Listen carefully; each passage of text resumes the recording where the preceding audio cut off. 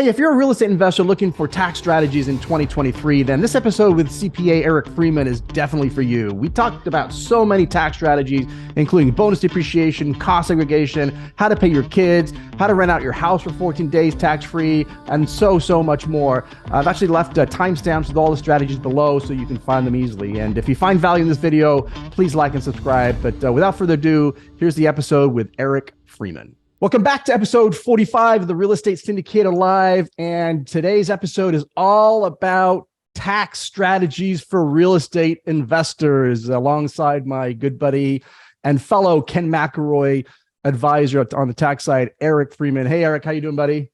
Hey, I'm doing great. Thanks for having me on the show tonight. Really excited to drill in and hopefully no one falls asleep tonight, but if they do, then, hey, something got accomplished. This crowd loves taxes and loves to save money on taxes, loves to find out the strategies about taxes, which is what we're going to talk about today. Eric, for you guys that don't know, is obviously a CPA. He's a principal over at Beach Fleischman. I'm hoping I'm pronouncing that right, where he leads the real estate practice. But and you've been doing this for a while, right, Eric? Yeah, I've been doing it for over a decade and worked with the same firm. So we're locally based. We're actually the largest local firm in, I think, the Southwest now. So we're within the top 125 largest firms in the U.S. So we do a decent amount. I specialize on the real estate side, but I've done a little bit of everything in my career. But there's just so much going on in real estate that it keeps me busy, and that's my passion. And so I like helping people. And I realized that I used to think, oh, everyone is so bored by taxes because sometimes I actually had someone, they asked me what I do, and I was like, CPA. They're like, what? Certified public accountant. They're like, what is that? And so you need a hook. You just need to be like, I help real estate investors pay zero taxes. That's what you should be. Yeah. That should be your hook.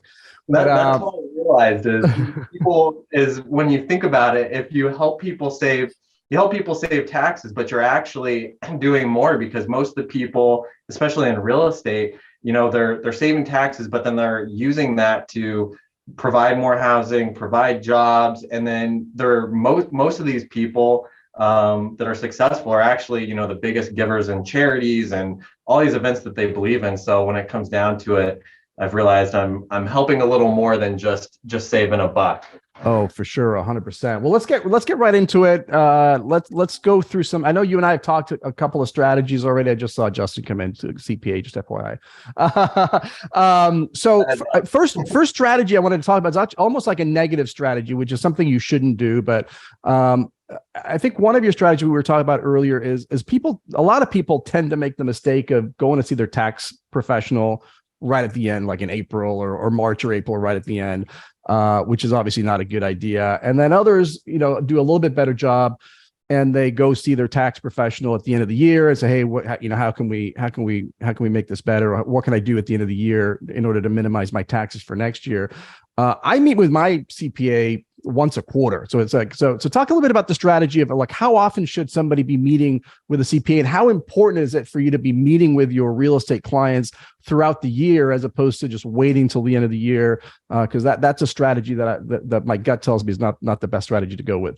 Yeah, no, always love the ones that come in last minute and, they say, I did all of this and hey, I don't want to pay anything. And it's like, well, you've already done it. There's only so many things we can do now. So what I tell people is I firmly believe in basically treating your CPA kind of like a friend, really. I mean, so that you have an actual relationship with that person, whoever it is, that person or that firm. And I think everyone's situation is a little bit different. So some people, maybe not a lot happens throughout the year, but it's still good. At least check in a couple of months before the end of the year. Maybe there's some idea, just update them, update your CPA, keep them in the loop. And if you have a lot going on, I say meet more often, and it can either be quarterly, like you said, or even if you have enough going on, keeping them updated as transactions happen, as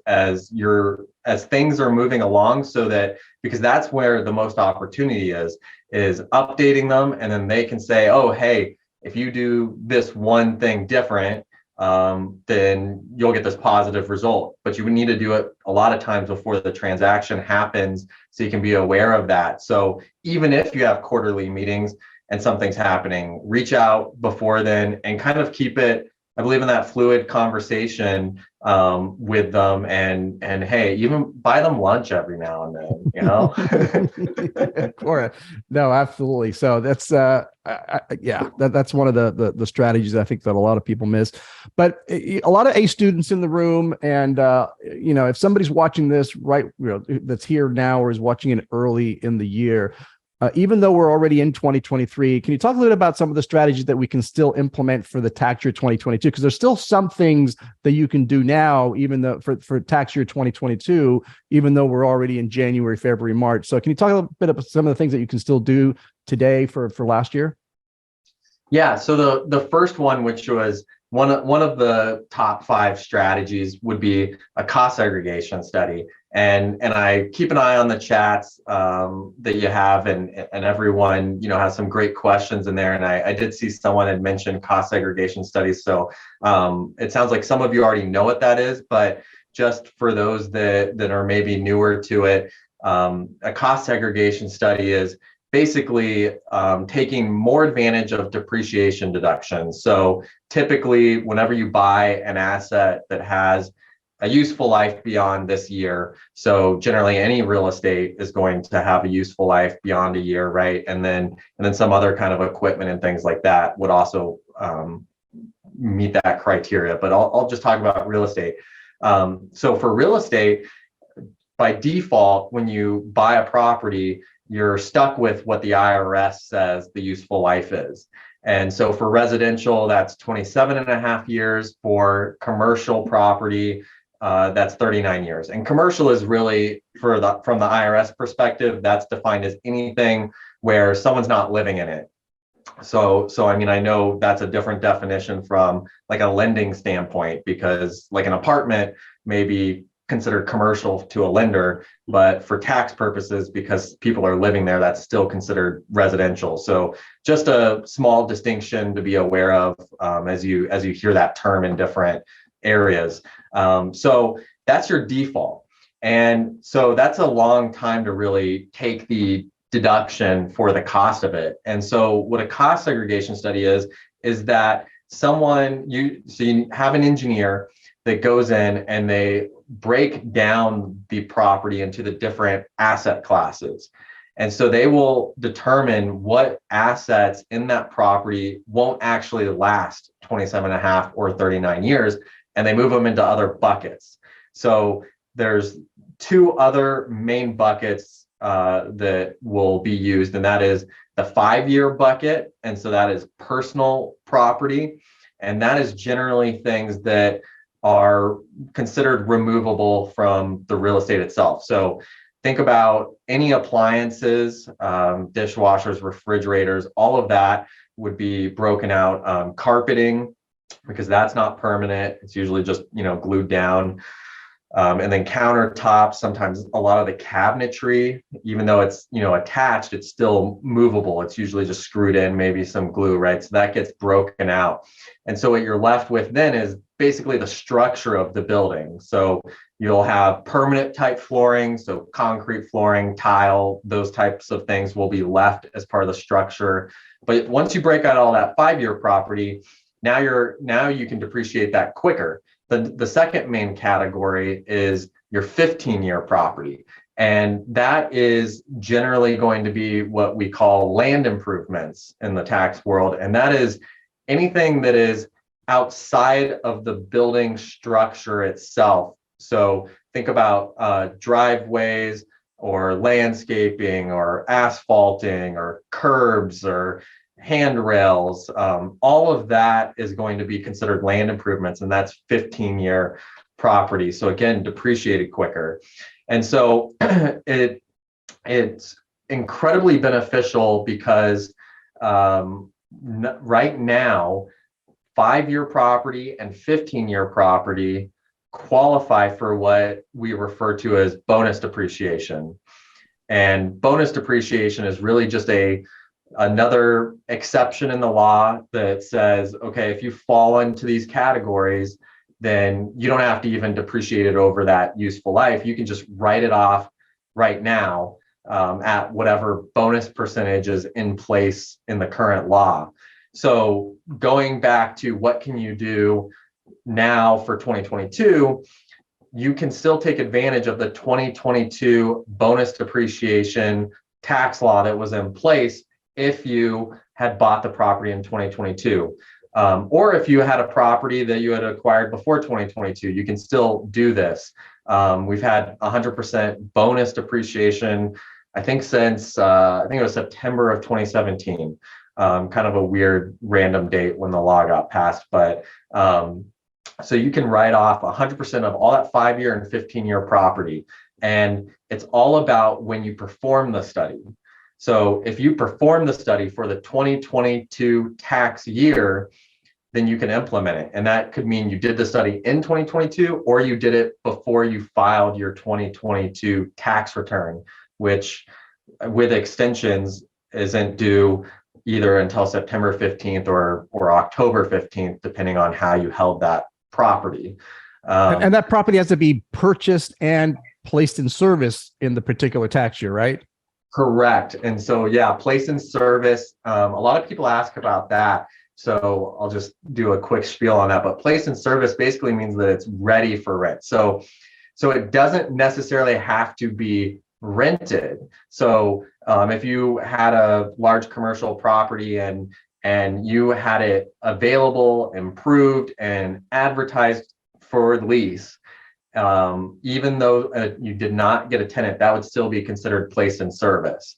But that doesn't happen too often. Most of the time, they're already placed in service when you buy it with an existing tenant or tenants if it's a multi-unit property. So yeah, it's all about when it's placed in service. And so that's an easy strategy to implement after year end. But you want to make sure that you get going on it soon, because everyone starts doing it, these first few months in tax season, trying to get it done and implemented for their tax returns. Yeah. And by the way, we did an episode on cost segregation. I think Yona Weiss was on. I forget what episode it was, but so if you're interested in getting a deep dive into that, I'll encourage you to do that. If you guys have specific questions as they come up, or if you want to put them in the chat, I've got like 1,000 questions for them, but I want to make sure I answer your questions more than my questions. But I've got some kind of interesting thing. I want to talk about, using your kids in your business and getting that off. Somebody was asking about the Augusta Rule, the 14-day. I want to get to all of that. Let's talk about bonus depreciation though, real quick, because obviously that's probably the big enchilada. So I want to kind of get that out of the way. But talk a little bit about what you kind of did a little bit, the bonus depreciation, what it is, and how that's going to be affected a little bit different going into 2023 versus 2022. Yeah, definitely. So bonus depreciation, like I said, in 2022 was 100%. So in other words, 100% of the cost of property that qualifies, you can write off in that year, even though it may have a longer useful life. Starting in 2023, it starts to phase down. So it goes from 100% in 2022 to 80% in 2023, and then 60, 40, 20, and then it's gone, unless they change the law, which is very possible. We've actually had some form of bonus depreciation since I think around 2000. It might have been 2000, and it's fluctuated between 30% and 100% during that entire time. So I don't know if history is any indicator, and we have enough people that are lobbying for it. My guess is something will get amended after this. Yeah, and keep in mind, because I talk about this because this is something I think people miss as well, is that, the bonus depreciation is going down in 2023 to 80%, right? Let's just take 2023 example. It's going down to 80%. That doesn't mean that you're losing the other 20% bonus depreciation. It just means that the remaining 20%, you're just gonna have to depreciate that over 5 years or 15 years or maybe 37, right? So somebody was saying even that your bonus depreciation technically is a little bit over 80% because you're going to get the 80% that you get, plus you're going to get the little, 1/5 or 1/15 of whatever's left over, right? And so, do you think it's going to make a massive difference in the first year when you're going down to 8? Because again, you don't lose the other 20%. It might make a difference when you're down to 60/40 and 40/80. But talk a little bit about that, the fact that you're not losing it, that you're really just, you just have to depreciate the other one over the 5 or 15. Yeah, I don't think it makes too big of a difference. I mean, if you're dealing with big numbers, dollar-wise, it may make a difference, but most of the time, especially when you're talking about cost segregation studies, there's enough dollars there that it a lot of times will help offset a lot of your tax. And the other consideration, and this is just something that popped in my head, so I wanted to bring it up because I have a lot of this question comes up all the time for me, but people are always asking about cost segs, and they're saying, hey, should I do a cost seg on all these properties? And I tell them, whoa, hold on. You probably will want to at some point, but let's sit back and see how many make sense this year, or if any make sense this year, because one of the other changes when Trump passed his Tax Cuts and Jobs Act in 2018 was the limitation of loss carryovers. So if you generate what's called a net operating loss, and just for simplicity, that means that from a tax perspective, you show a negative. And that happens all the time in real estate, especially when you take depreciation deductions. Well, that loss, you used to be able to use all of it to offset future income. So if you overshot your deductions by doing various strategies, it didn't matter. You'd pay zero tax this year, and then it'd roll into the next year. But now you can only offset up to 80% of your taxable income.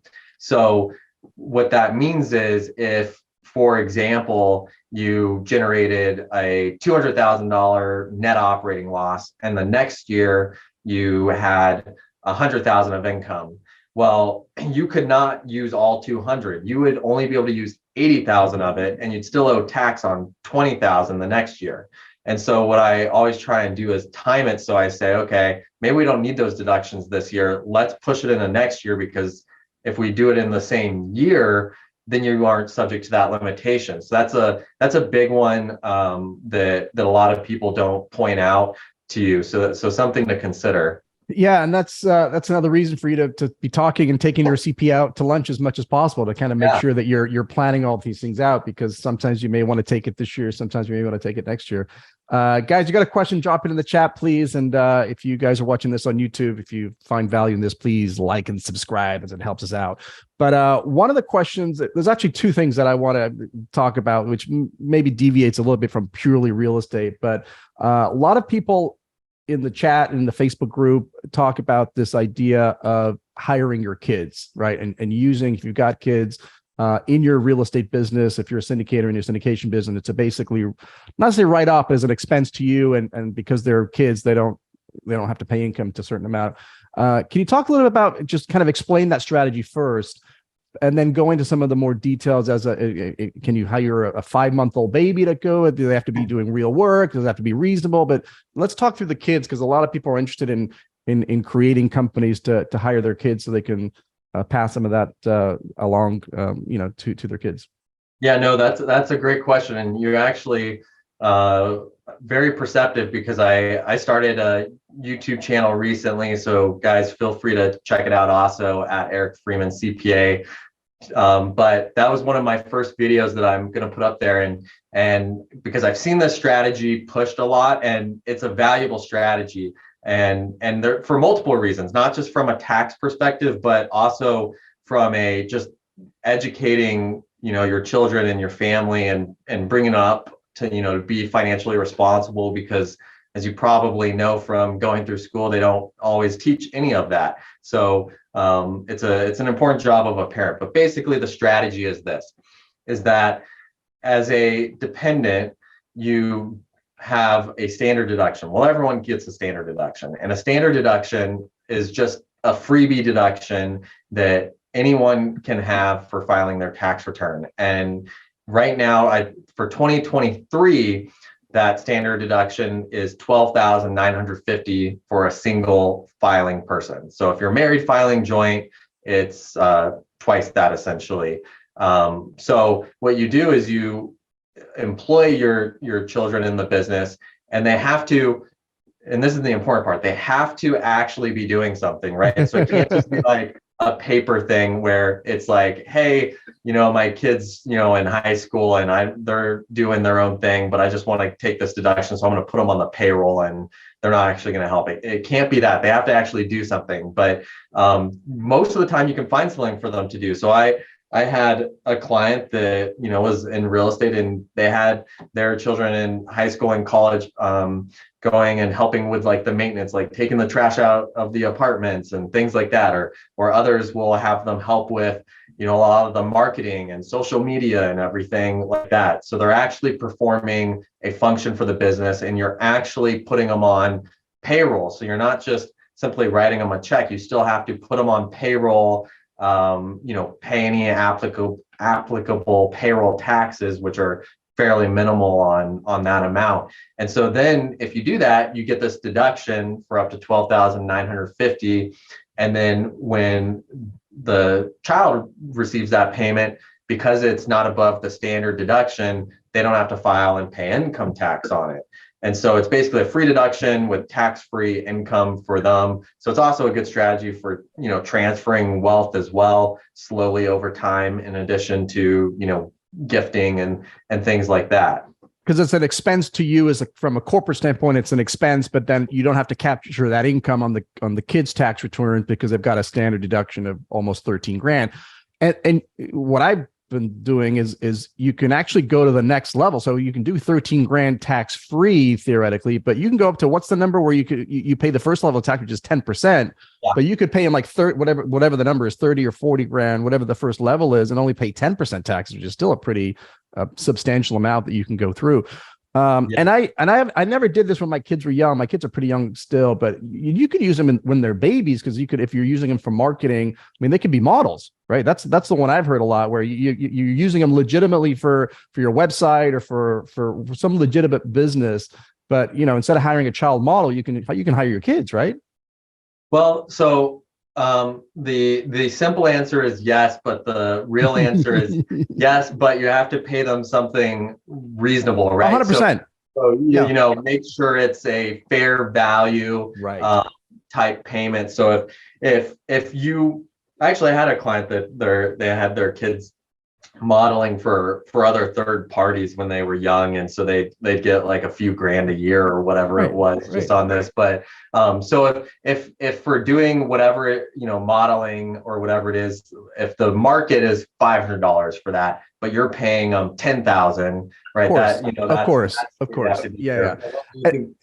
And that's a similar strategy. I forget who asked it in the Facebook group, but that's a similar strategy for, is it called the Augusta Rule, where you literally are able to rent out your home to your business for 14 or 15 days. And again, it's an expense to the company, and you are able to receive that tax-free. But same thing, it's got to be fair market value. But talk a little bit about that rule that a lot of people don't know about. If you're doing events if you're doing an event at a hotel conference room and you want to do it at your home instead, you can have the business pay for that, and you get to deduct it, right?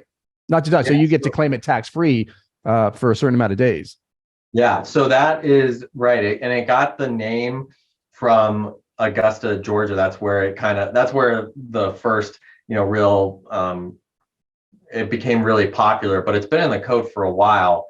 If anyone wants to get bored with code sections, it's 280A. But so essentially what it says is there's a rule in the code section related to real estate, and it says that if you rent out your property for 14 days or less, then you don't have to report the income on it. You don't report the expenses either, though, but hopefully they're minimal. And so what you can do if you set it up right is, like you said, Mauricio, is you have a legitimate business. You have to have a legitimate business. It can't be, I'm going to pay myself rent and try and deduct it, right? It has to be, I have this business, and then I have a true business purpose for using my property, whether it's a commercial property, your home, whatever it is. And so you could say you have an annual employee retreat or a important business meeting or a holiday party or something. And so you have a legitimate reason for using that space.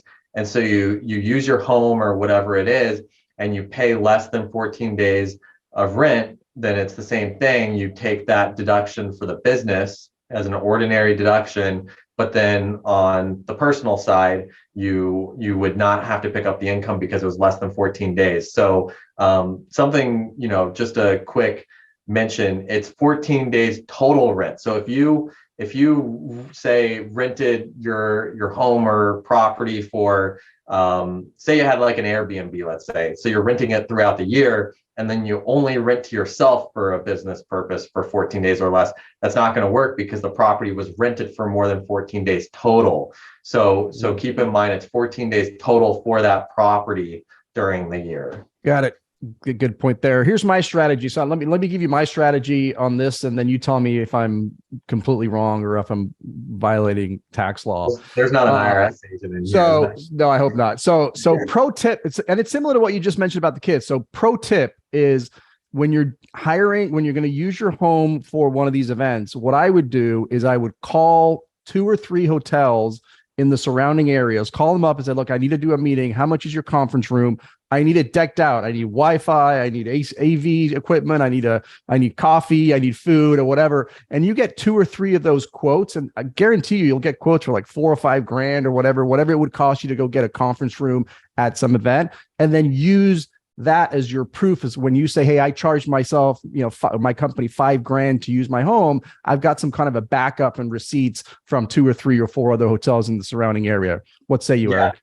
Yeah, no, that's perfect. And just to add on to it, actually having a invoice from yourself to the business or a quick, rental agreement for it will back it up as well, because this is one of the areas, I mean, the audit rates are really low, but this is one of the areas where, if you do get audited, they're going to come in and question it potentially. So if they see a large rent expense, and I actually have someone getting audited now, not for this, but they have a small office with a third party, and the auditor is asking, I want the invoices, I want to see the lease agreement.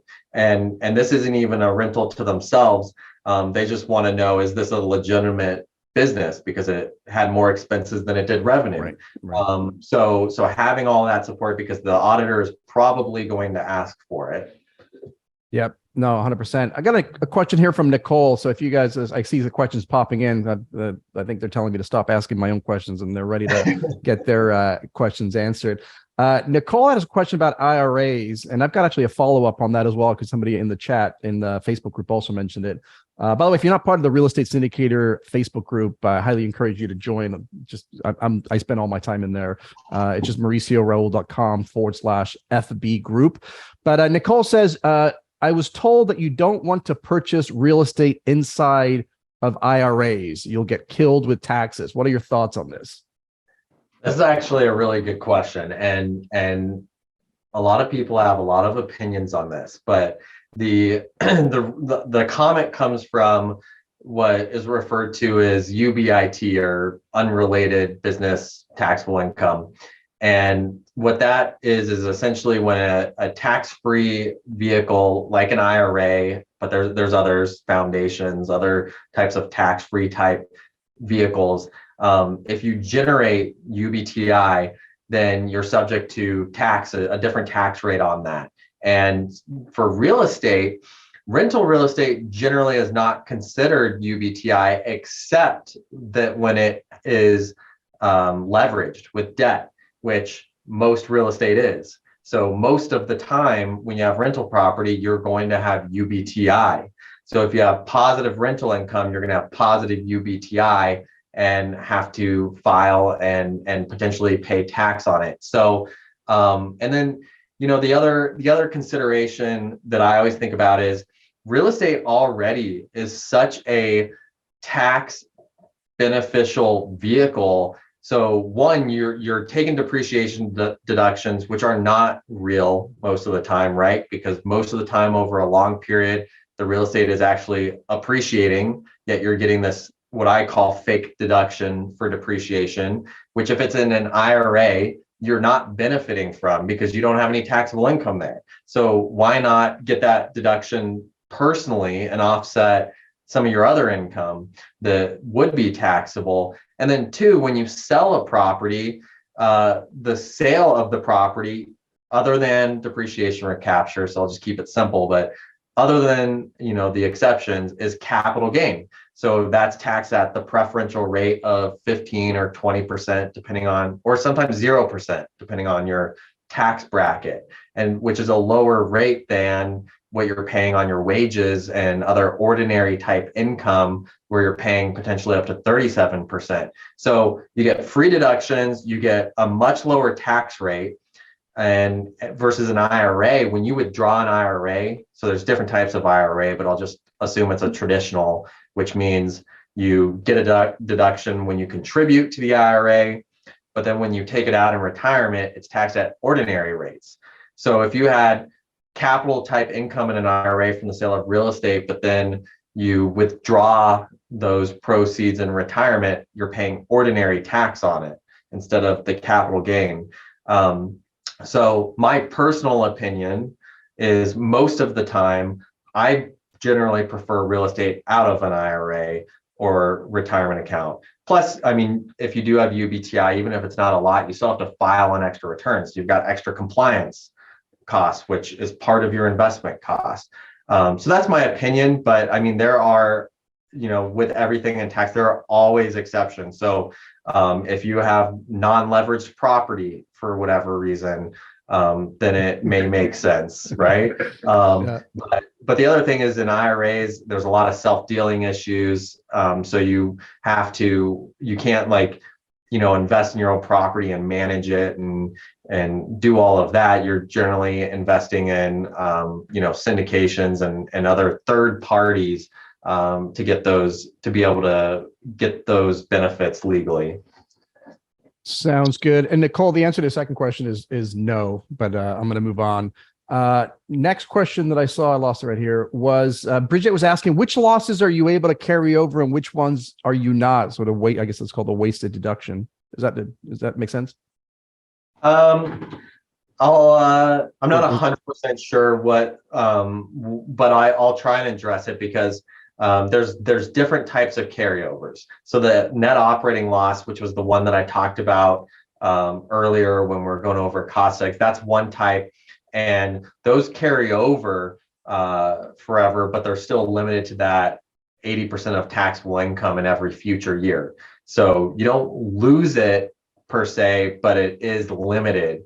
And then the other main type of carryover is what we call passive loss carryovers.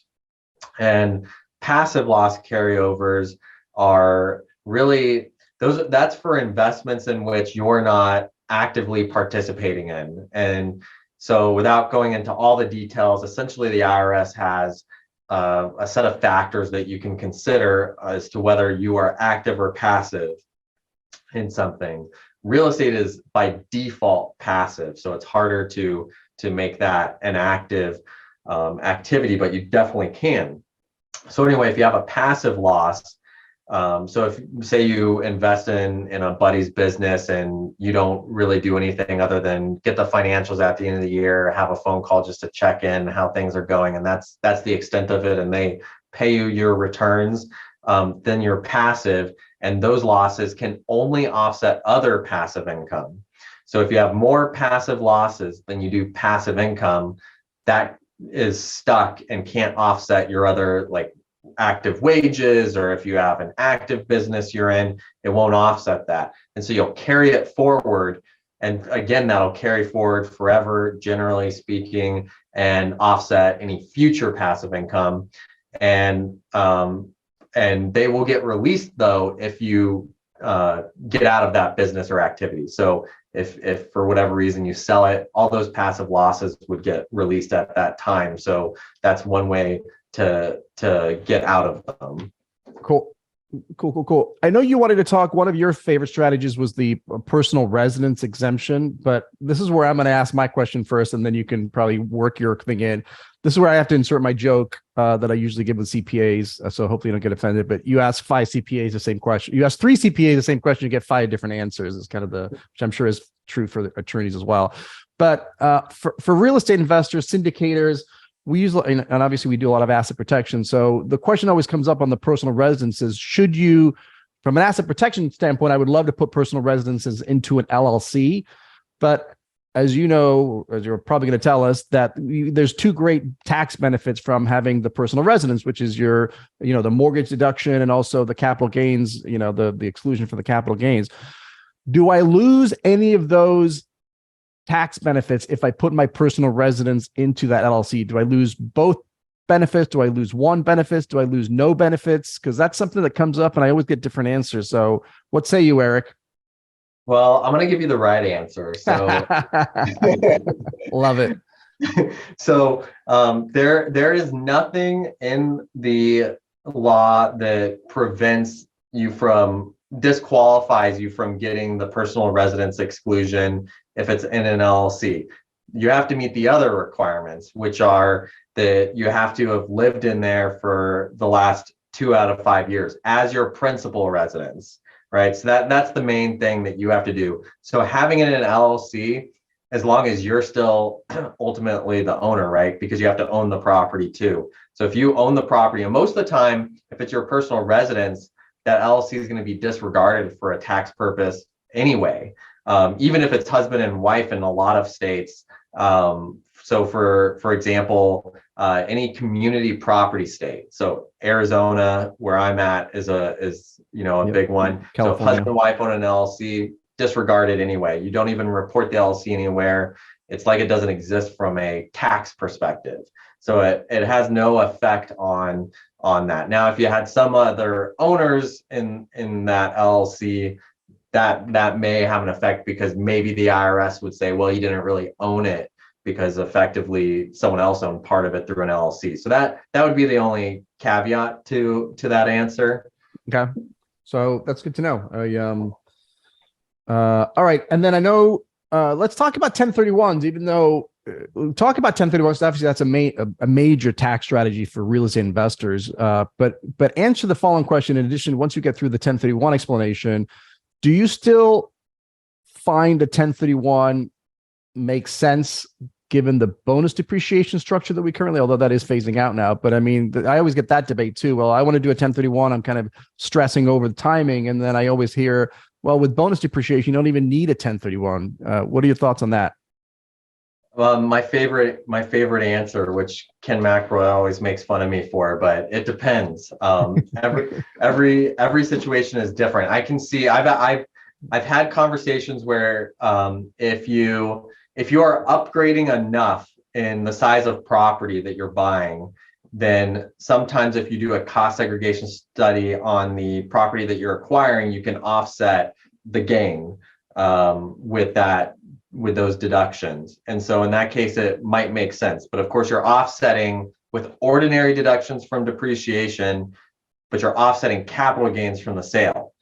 So from a long-term perspective, doing a 1031 may still make sense because you're preserving capital gain character income.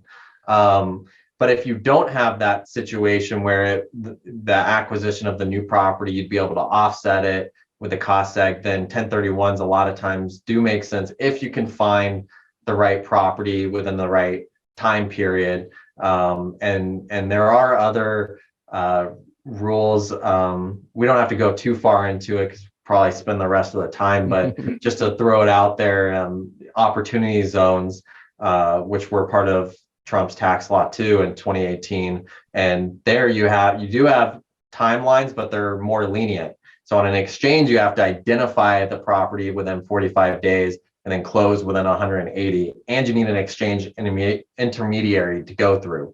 With opportunity zones, you don't need to identify. You just need to put cash in within 180 days. No exchange intermediary, nothing like that. The biggest requirement is that you have to find property in those designated zones, and you have to improve them quite a bit. So that's the challenge with those, but that's one other option too. Yeah, we didn't talk about that. And by the way, I have I did a report, I don't know, 3 or 4 years ago on opportunity zones. So if you want to request that, maybe just go to the Facebook group and make a request.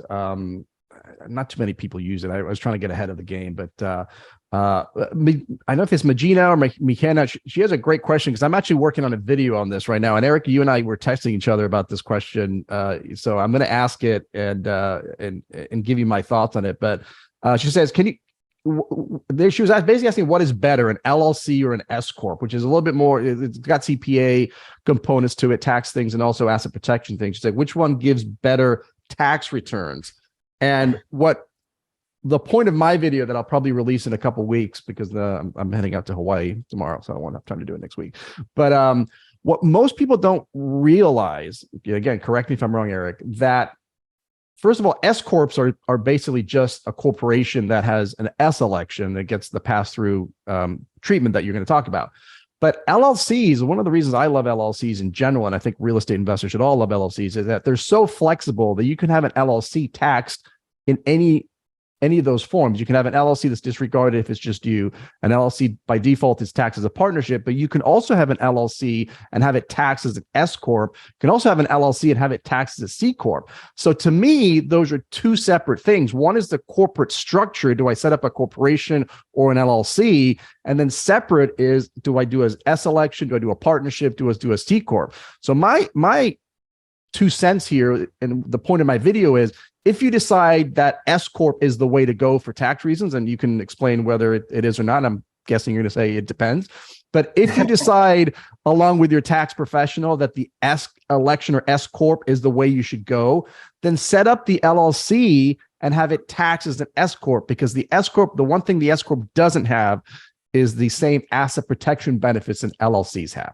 So LLCs have great asset protection benefits through the charging order.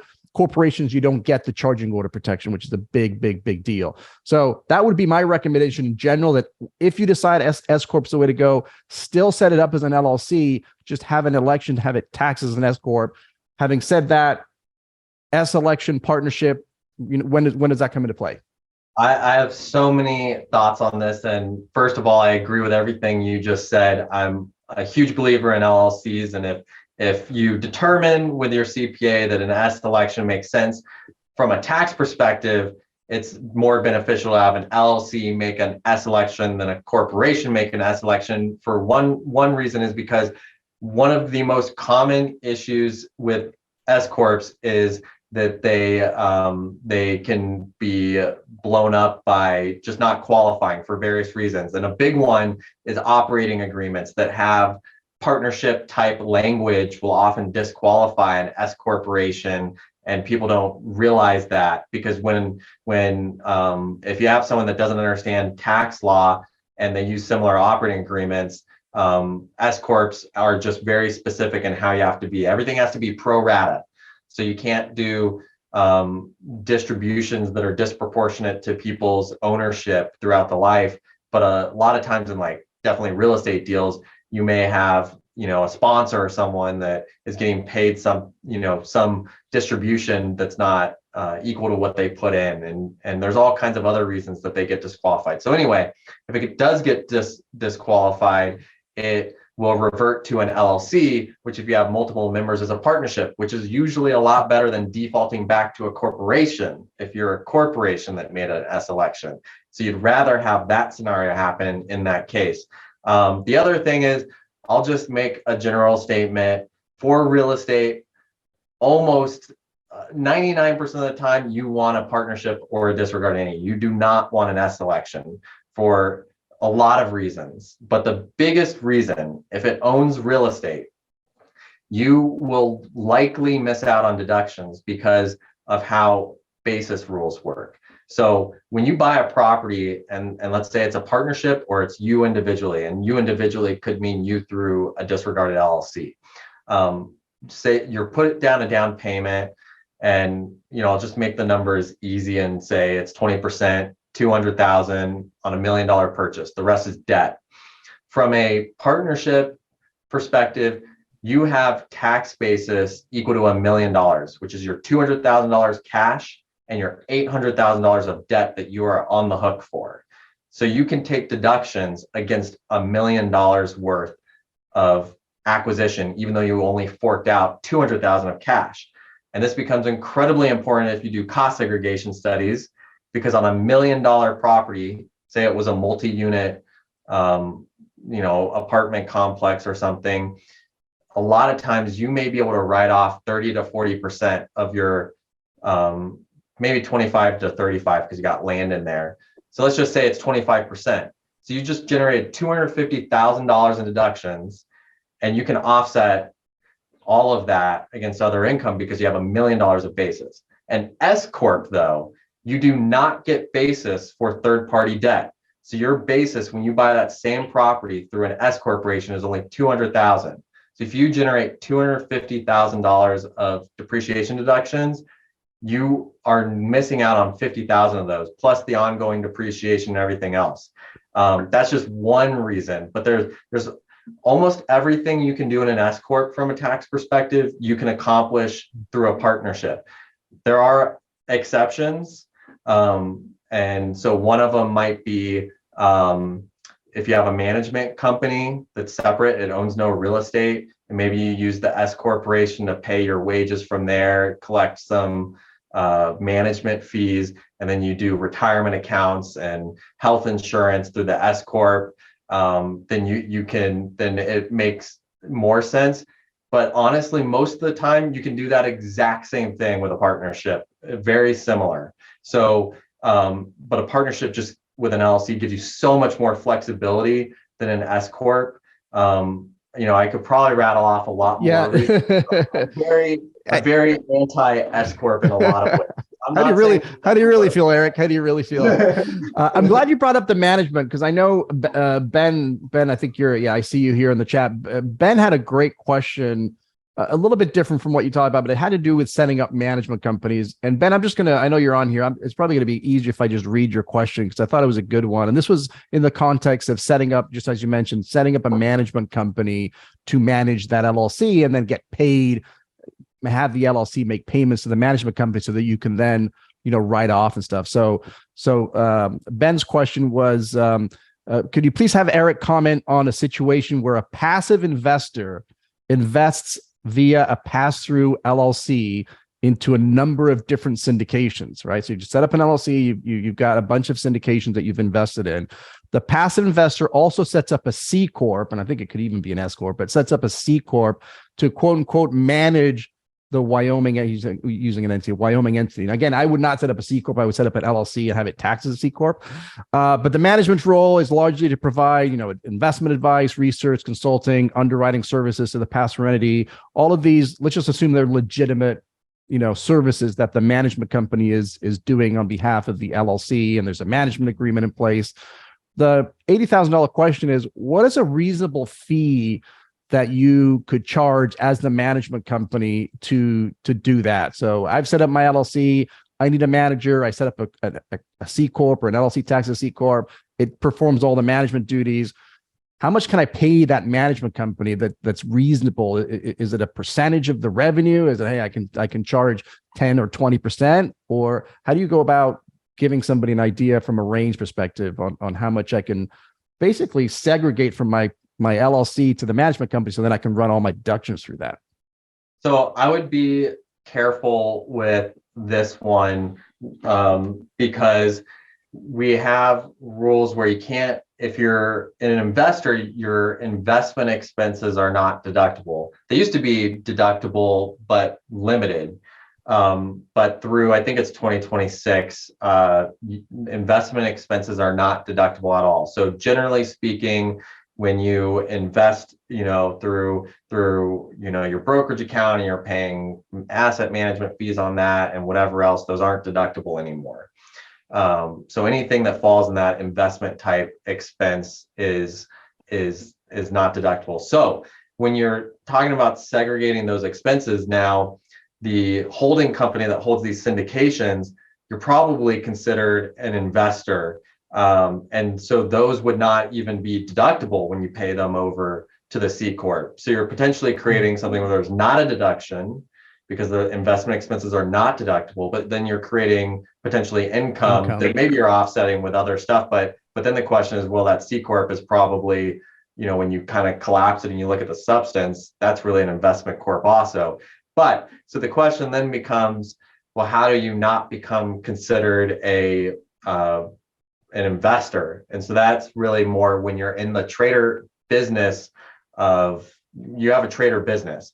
And so that's really difficult to prove when you're investing in syndications. The common way that you're considered in a trader business would be, if you think about like a day trader, they are every day doing a lot of transactions, and they derive, hopefully, income from it. But a lot of times not. But say you are, and you have expenses associated with that, and then you elect to be treated as a trader business because that's really your day-to-day activity. You're really trying to make a business out of it, versus if you're investing, okay, this investment came up. Okay, I made 10 investments throughout the year, and I'm just kind of like tracking them, making sure they're okay. You're probably not considered a trader business. You're still an investor. And so your other expenses are not deductible in that case. So that would be my first, thing that I would say. And once that law expires and we're past 2026, or if you were able to be considered in the trader business, then it's all about kind of going back to what you said with the Augusta Rule, where you want to pay fees that are similar to what you would be paying a third party. So if an investment advisor is charging 0.5% of assets, then you should probably be charging in that range, right? So you want to find comparables. So that's kind of the long answer. No, that's good. That's good stuff. Hey, this wouldn't be a proper live without Jared asking a blockchain question, but don't go into too much depth because this is not a blockchain thing. But do you see any IRS regulations or kind of interfacing with the blockchain technology here coming up in the next few years, the next 10 years? Is there anything going on there in terms of how the tax treatment of anything that's on blockchain is going to be any different? Any comments on that? I think it's a slow moving process. I'll say that right now, I don't think they've slowly adapted to the changing economy. So they've slowly come out with rules on cryptocurrencies and how those are taxed, and it's slowly evolving. And so I do think eventually they're going to, because they're depending on what happens. Now with FTX and all that's going on, and with it being down, maybe it's not quite the priority right this moment. Right now the IRS is focusing more on, I can tell you they're focusing a lot on the clean energy initiative. So all the credits for doing like solar or improvements to your home, like energy efficient HVACs and water heaters. They've changed a lot of the laws on that. And so that's where for the next at least 6 months to a year, they're focusing a lot on those regulations. So there's probably not going to be anything in the short term. And then there are also some other, tax law changes. We had the Secure 2.0 Act that was passed, and there's a lot of guidance that needs to be written into that. And that's a much more immediate concern. So yeah, 10 years, very possible, but probably not in the next few years. I wouldn't think there's going to be a lot of activity. Great answer. Great. Hey, we only got a few more minutes, and I do want to hit your last point, last strategy, and then we'll wrap it up here. Last one was cash out refinances. That's a nice way to basically get cash, tax-free money into your pocket. You think a lot of people know about this one, but they really don't. So talk about the cash out refi strategy for real estate investors. Yeah, this one's huge. So essentially, I'll put numbers to it again to describe it, but let's go back to where we bought $1 million property and you put down 200,000. So your initial debt's 800. And then you just kind of say, over the next year, you've increased rents. Maybe you bought it below market value. Maybe you've done improvements to increase those rents, whatever the case is, or the market was just crazy good like it was the last few years. And so it's appreciated, and now it's worth 1.5. So you go back to the bank and you say, hey, loan me more more money in, and they say, okay, you qualify based on the income and everything. You qualify for $1 million loan. So you pay off the 800,000 original loan, you get a new $1 million loan, and you have 200 left of cash. Well, you can take that cash and do whatever you want with it. That's not income to you because you're still on the hook for the full $1 million. So that cash proceeds that you took out is all tax free. I will say, if you're in a partnership or just in general, the one thing that a lot of people don't tell you, but you can get around relatively easily if you're in the professional world, is the interest on those proceeds. You have to trace that interest to determine if it's deductible.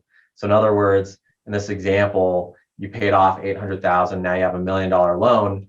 Well, 200,000 out of $1 million, so 1/5, you have to track that interest and say, where did I use that 200,000?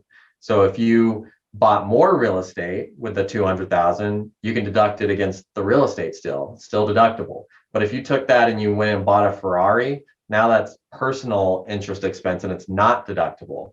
So that's one thing to pay attention to, is just realize that, try and from a tax perspective, a wealth perspective, all of that, reinvest it and use cash from other sources for your fun toys. That's awesome. Well, I appreciate it, buddy. I put your YouTube in the chat. Eric has the highest subscriber to video ratio I've ever seen. He has 23 subscribers on his YouTube channel and has 0 videos on there. So I don't know how he got 23 subscribers, but I know he's going to be dropping a lot of content. So if I put the link in the chat, if you want to go find him over there, subscribe. I put mine in there as well. I'd really appreciate a subscribe to the YouTube if you're finding value. But Eric, where can people find you if they want to find out more or have a conversation with you? What's the best place for people to find you? Yeah, absolutely. So one, thanks for the shout out to the YouTube channel. I'll be posting this month, so it's coming. But if you want help with actual tax advice or things like that, reach out to my firm, Beach Fleischman. It's just beachfleischman.com. I'll put it in the chat. And so you can reach out through there for advice if you want anything on just video ideas or anything like that, or quick questions. Feel free to reach out through the comments on the YouTube channel, or you can reach out on my other email, ericfreemancpa@gmail.com. So those are the ways you can reach out, and hope you guys had got some value out of this and enjoyed the content, and hopefully Mauricio, you'll invite me back sometime. I didn't piss you off with the wrong answer. No, this is great. So I just did a typo, but Eric's also part of the Real Estate Syndicator community Facebook group. So I put that in the chat. It's mauriciorauld.com/FB group, but he's a part of that. So if you're not part of that community, just get in there. I'm there all the time. Drop questions. If I see a tag question, I'll just tag Eric, and there's a lot of CPAs. I know Justin Jensen's on here, and Tim Gertz, a lot of great CPAs that are in that community. So please abuse that community. It's a great resource for you guys to ask questions, and hopefully you guys got some value out of this. Thanks, Eric, for your time. I know you're super busy as well. Appreciate you guys, and we'll see you next week, which will be coming to you live from Hawaii. See you next week. Thanks, guys. Bye-bye. Thanks, Eric. Everyone.